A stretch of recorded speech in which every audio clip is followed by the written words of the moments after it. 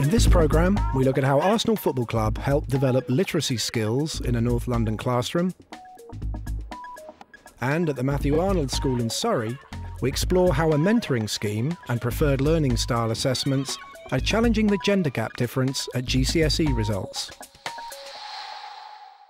Over the period of time that I've been working on boys' achievement, I identified what I consider to be the main barriers to boys' learning. There's been, you see, a tendency to think, well, it's either the teaching and learning styles or it's the laddish culture. I would say it's both. North London Boys' School St Aloysius has a firm commitment to challenging laddish culture. We in this school, we challenge bad behaviour. When the present headmaster came here 3 years ago, this school was in special measures, and there was a substantial amount of bad behaviour around the corridors, on the playground, occasionally even in classrooms. And the headmaster took that behaviour on. He saw parents, he sent boys home, boys were challenged constantly. Now, 3 years later, that barely happens anymore. Politeness is insisted upon. If a child is rude, he's challenged over it. If your child is naughty, he's excluded or he's included in the learning support centre, or his parents are brought up and they are challenged about it as well. We believe that we're taking young people from often poor, disadvantaged backgrounds and turning them into people who can compete in our society. And to me, it's about equality. We don't accept the fact that in middle-class schools that those children have the skills of politeness, have the social skills in order to do well, but the children from our school can't. So what we're doing in trying to give them social skills and trying to make them behave in a mannerly fashion is actually enabling them to compete with their better off peers in their future. It's not because we are somehow obsessed with good manners, it's because it's about equality. We want our children to do well and to succeed as they get older. So academic performance and positive attitudes go hand in hand. The reason that Matthew Arnold is so committed to raising boys' achievement in particular is because there's about a 9% gap between what boys are achieving and girls are achieving at GCSE. My mum said the breakthrough programme's sexist because girls should be able to get it as well, because there's girls underachieving as well. I think that a number of our girls are disadvantaged because of boys, to be honest, not just of boys, but disadvantaged by boys that don't want to work.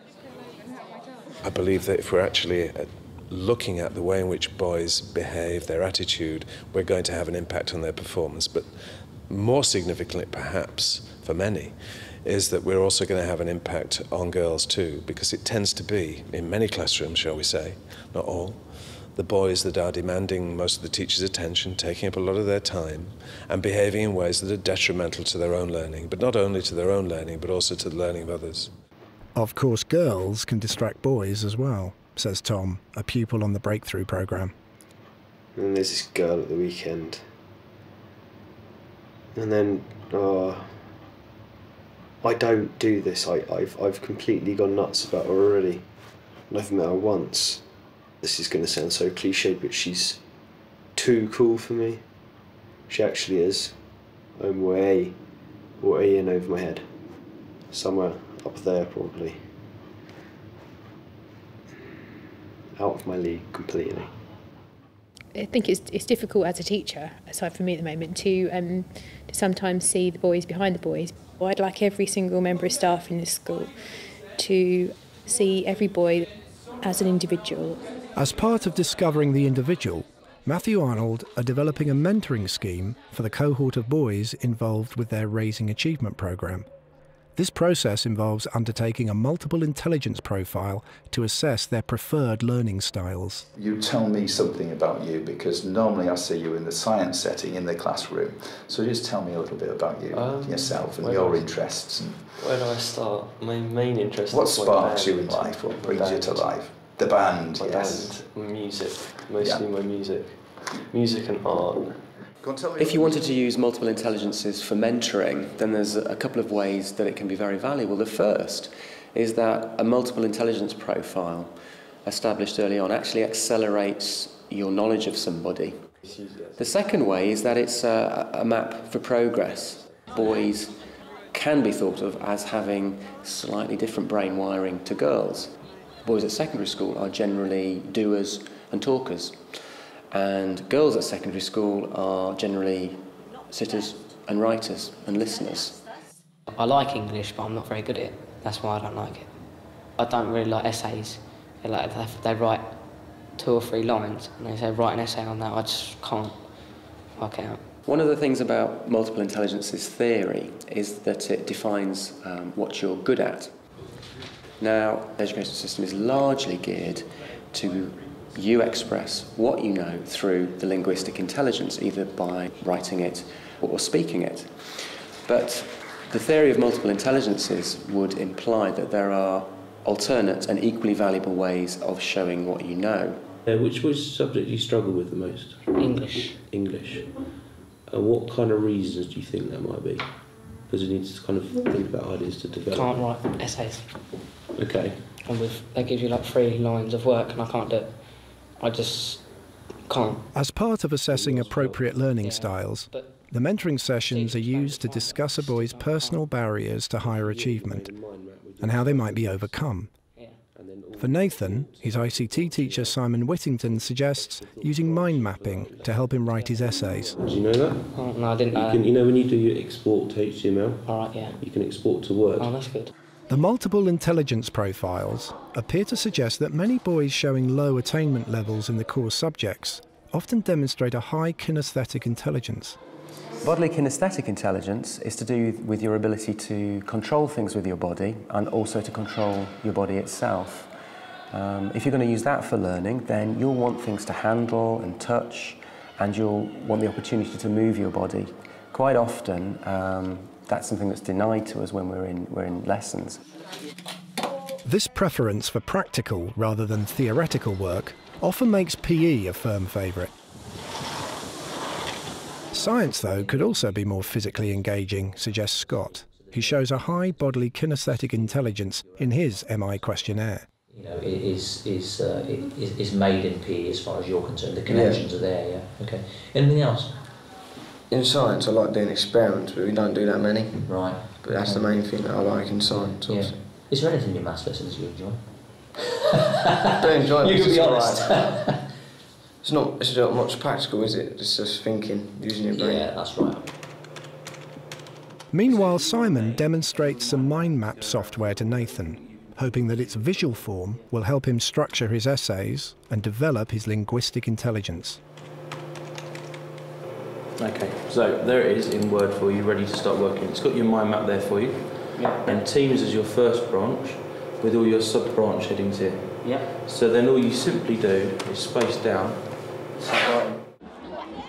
Back at St Aloysius, Danny is welcoming the boys to another day. That's Albanian. That's a hard language to learn, Albanian. Meanwhile, Jerome is undertaking a multiple intelligence evaluation which highlights his strong musical ability. The musical rhythmic intelligence, that's to do with your appreciation of music. It's your ability to think in sounds. It's to do with composing, singing, keeping a rhythm, all sorts of things that are related to the concept of music. When I go to school in the morning, the thing what I look forward to is like English, maths, arts and drum club and music. Let's start again. A little slow, yes? Okay. Here we go. Hold it a little longer. Yes, let's do it. Good. Which hand do you play melody lines with? Left hand or right hand? The whole ethos at St Aloysius is underpinned by a desire to match teaching and learning styles within the context of a spiritual atmosphere. The last Ofsted we had, the Ofsted inspectors highlighted the level of spirituality as being almost the best they'd ever seen. It's hard to define what that means in practice, but I would argue it's in terms of the children are looked after here, they're happy here, they have respect for one another here, and there is the atmosphere where they can learn. It's very difficult to come up with an answer to solve the problems of boys underachieving in the Western world. I would say that all our families share a desire for their children to do well. Not all of them have the wherewithal or the ability in order to translate that into practice. We have a lot of West African boys here, and they seem to be families who have a tight unit at home, and consequently support for the boys who do very, very well.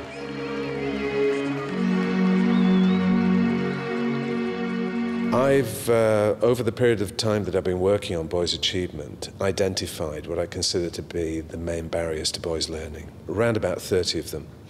A significant proportion, say about a third, are related to literacy issues. Very patient. I believe at the moment we're forcing boys to read and write before they're physically and emotionally ready to do so, and giving them a very early taste of failure. What shots in particular? The Arsenal Double Club at St Aloysius was set up to help boys overcome the impact of earlier failures. Freddie struggled with literacy in conventional classes, but the atmosphere, small class environment and football bias materials seem to have helped. Don't really like stuff with reading or writing. A lot of writing, I don't really like that. Like English.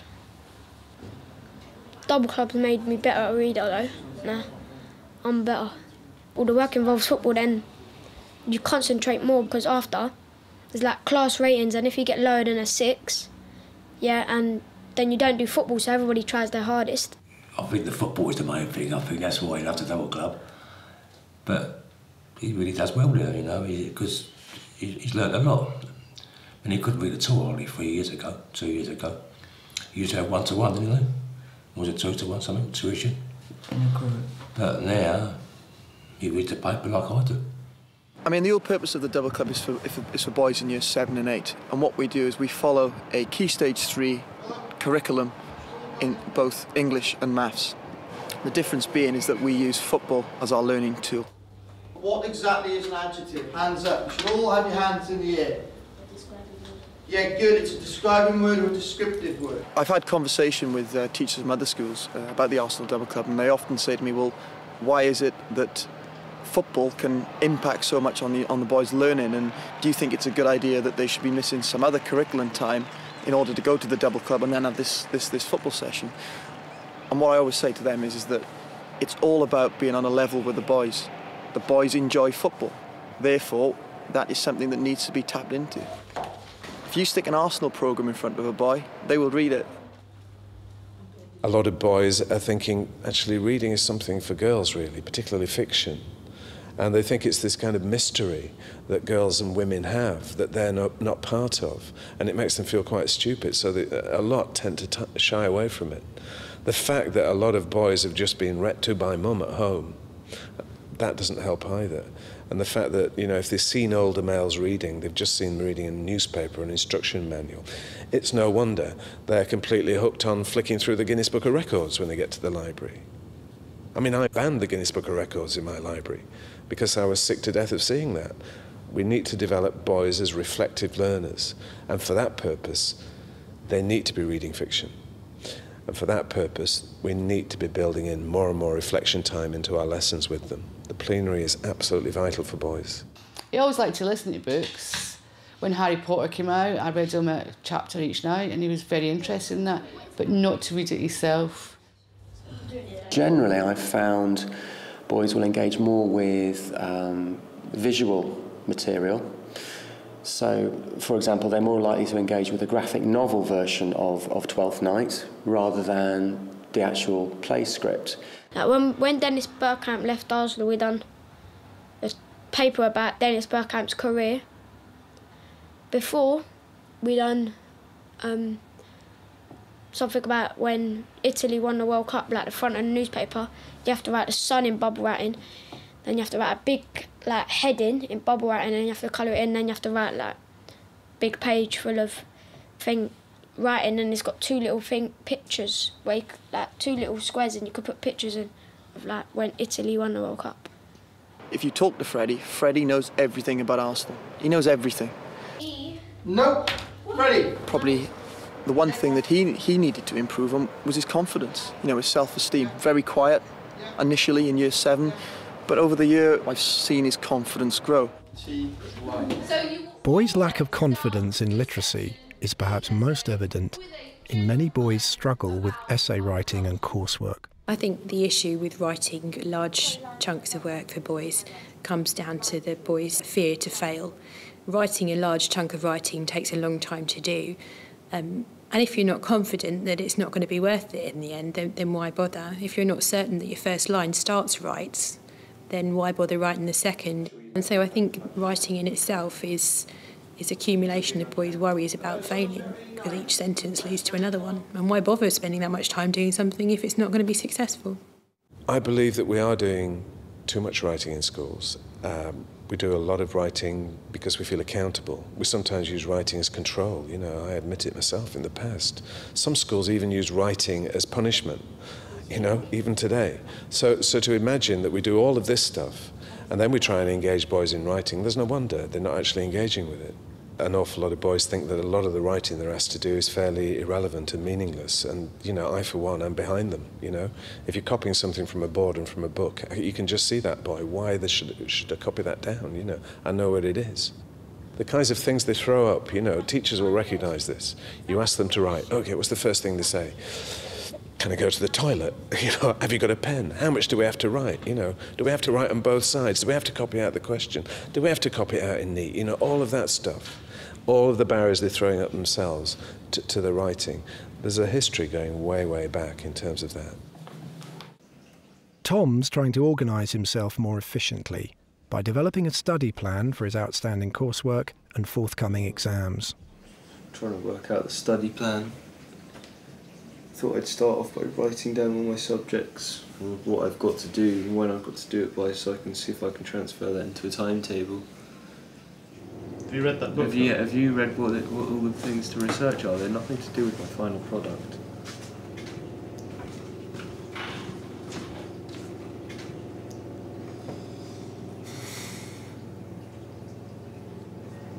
Breathe.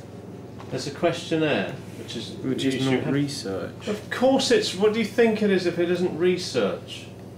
It's a questionnaire. Thomas, what's a questionnaire for? Finding stuff out. And which is? Research. The whole idea is to research it, to develop it, and produce a final piece. Yes, but... Listen to me. Listen to me. I know what you don't say, though. Well, you don't leave out loads of the work and then get to the final piece, do the final piece, and then go back and do the research and the rest of the bits and pieces to go with it. Thomas, whatever you say, you don't do that. Okay? No, I know, but that's what my teacher wants me to do. I would like them to have the whole experience of university. And the benefits. And the benefits of a good education, because they need a good education more these days than we did, I think. Thomas! No, listen to me. No, Dad. you listen to me. You can do it because it's stuff you can do at home. But I'm making the final product at the moment in school, so... Thomas, how can you be making the final product when you don't even know what it's supposed to look like because you haven't done the research? I know exactly what I want it to look like. Thomas, you haven't even done the questionnaire on your prototype yet. No, how can you possibly know what your has. final product is going to be? I can see so much of myself in Thomas that I don't want him to make the mistakes that I made, which is probably why I'm so... passionate I about... don't know whether it's passion, but I'm determined to do everything I can to make sure he doesn't underachieve like I think I did when I was at school. Because I was very similar to Thomas, and I think that's why perhaps we clash sometimes. Do you understand what I'm talking about? I know exactly what you're talking about, but we're making the final product in school Thomas, at the moment. Your teacher, if that is the case, has got it completely wrong. The whole idea is to work up to a final product, not do it and work back. And if he's doing that, he's wrong. But he doesn't care whether the work's actually... Thomas, I care. I don't care. It doesn't matter. I'll still get my grade. I don't care what your teacher says in that respect. If he doesn't care that you don't do it properly, I do. If I have to cram it all in before the 27th, I'm not going to get the grade I need. Thomas, I'm not going to. You need to do it to get the grade. No, yeah, I will do it. If I have to cram it in before the 27th, I'm not going to manage to get the grade I want. So what's the significance of the 27th then? It's the date he wants our final book. Thomas, in that case, you've got a lot of work to do before the 27th. Back at St Aloysius College, things are a little less heated. I've been in this school for 20 years and spoke with parents about how they should play a more active role in their children's education. I would say, however, what I've learned is the most important aspect to a child's education is the school. If you can guarantee that you've got a calm, safe, learning environment where children want to learn, where teachers can teach, where the children become aspirational, where they can see success taking place from their older peers, that becomes the most important factor in a child's educational performance. The one consistent factor in often quite an inconsistent life is the school. The teachers are always here on time. The teachers are always in the same place during the day. There's a consistency and a stability that simply doesn't exist in a lot of households these days, unfortunately, and children respond to that. I believe the double club has a bigger impact than just on a boy's literacy and numeracy skills. I mean, obviously, it is vitally important that these boys leave school with good literacy skills and good numeracy skills. However, there are other life skills that are probably even more important. I mean, being able to communicate with somebody is vitally important. Being confident is important, so that when you leave school, being able to go to get a job interview, raise your own family, these are skills that are probably far more important than literacy and numeracy. But they are a little bit forgotten. I mean, with the way governments are now, and it's all about exam results. Looking at tables, looking at English, maths and science. How do you measure if a boy's improved his self-esteem? I think there are lots of self-esteem issues with boys, far more than we're conscious of as a staff, far more than probably parents are conscious of within their own boys. I think that boys are very afraid to fail and will not do things because they don't want to fail at it and they don't want to be seen to fail, but also because they want to be seen to be achieving without an awful lot of effort. One of the consequences of thinking with multiple intelligences is that you see everyone is intelligent. So it's no longer, you guys are intelligent because you've got that score and the rest of us aren't because we didn't quite make the grade. Now everybody can be seen as intelligent because of what they're good at. So you think about self-esteem, nobody's stupid anymore, nobody's thick. We are all actually clever in different ways. They spend a lot of time with one another. Therefore, they feel part of this group, they feel secure, they feel that they can trust, and then what that means is that, for example, standing up in front of a group, they've got enough confidence to do that. Pens are down, and your full attention is given to the person that's talking. We're not reading nothing, we're concentrating on the person that's speaking. And that shows respect for them, and it shows that you're interested. Who wants to volunteer to go first? Good lad. Brave to go first. So, we're going to need the clap, okay? Borak's going to come up, he's going to introduce himself, and he's going to talk about the 10 things that he loves about football. And at the end of that, there may be an opportunity for you to answer questions, to ask any questions. And the way we do that is we raise our hand. And when Mrs. Thomas is a good teacher because, he don't really tell you off a lot.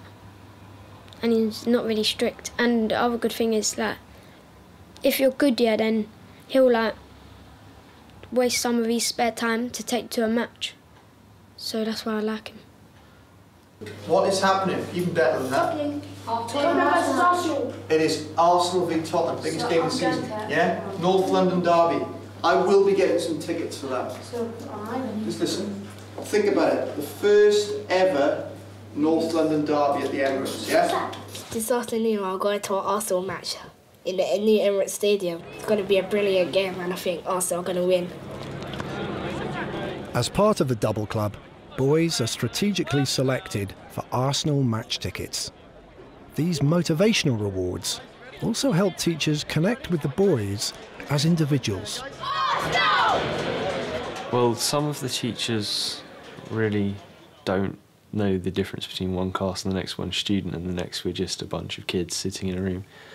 But to some of my teachers, to my art teacher, she really, really believes in me and what I can do. Boys are the best barometers of good teaching, and if they don't see a sense and purpose in doing something, they're not going to do it.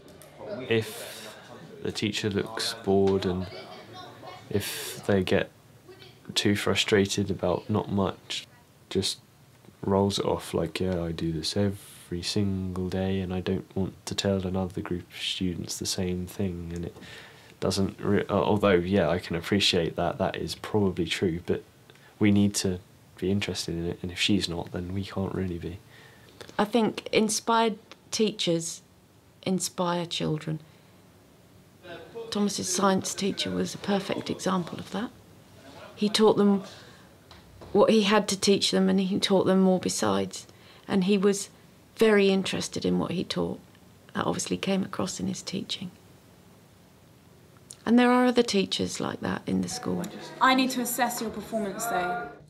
The challenge for teachers here is to identify what these particular pupils are good at, what they're likely to engage with, and then, you know, without overloading themselves, to find experiences and material, subjects that, you know, are going to stimulate that interest.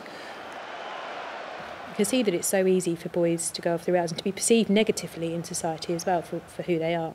And when you come to a group of boys that feel that they're proud of what they're doing, that feel that they're achieving, that feel that they're successful and can see somewhere to go afterwards, they can be the light of your day as opposed to the boy that sits in the corner throwing things at someone. They really can be something amazing.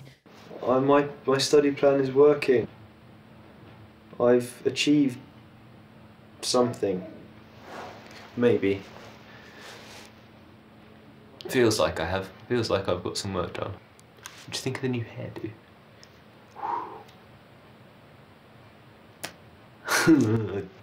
I think one of the greatest gifts that we could give to boys as they come through the education system and come out the other end into the world of work is to give them a sense of who they are, a sense of self-esteem, a sense of where they're going, you know, a sense of what they're good at and what they could achieve in their lives, and, you know, more practically, a sense of how they learn best, knowledge of how they tick, the experiences they're going to need to seek out if they want to become better at certain things.